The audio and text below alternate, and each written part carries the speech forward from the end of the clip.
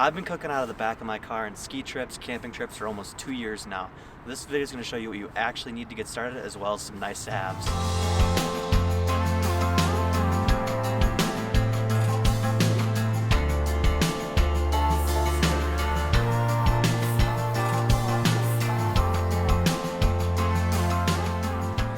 Hey everyone, welcome back to the channel. My name's Hawken. If you're new here, I make videos of my adventures, all kinds of vlogs like that, as well as the occasional educational video like this one. Now today, we're talking about one of my favorite topics, food, specifically making food. So I've been cooking while camping and skiing for, just like I said, about 2 years, and I've learned a lot along the way, and there's a couple of pieces of gear that I really like. So let's start with the bare minimum that you need to start cooking. You need something to cook on, something to cook your food in, and then something to power that fuel. So, alright, I have those essentials right here with me. So first of all, let's start what I'm cooking on. I have the Coleman 2-burner propane stove. I absolutely love this thing. You can put little pots on it, pans, cast iron pans like the one I have here. It works literally for everything. I absolutely love this thing, and it was well worth the money. Now, what actually powers this is propane. So there's 2 burners here. And the fuel I use, I just get these green propane things from RAI, maybe even like any camping store, you can always find these. So this is basically all you need to actually have a source of heat for your food. Now you could really rough it and do wood and fire, but this just makes it so much easier.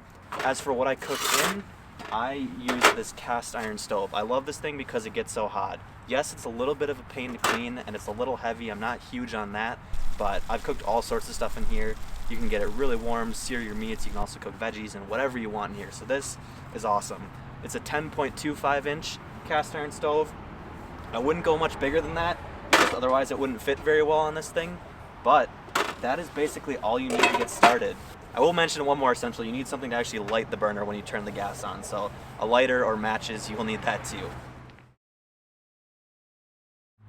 Let's talk about some nice to haves now. This table is amazing. This is the Polar Adventure table, I think it's called. It sets up and collapses down to this real small package.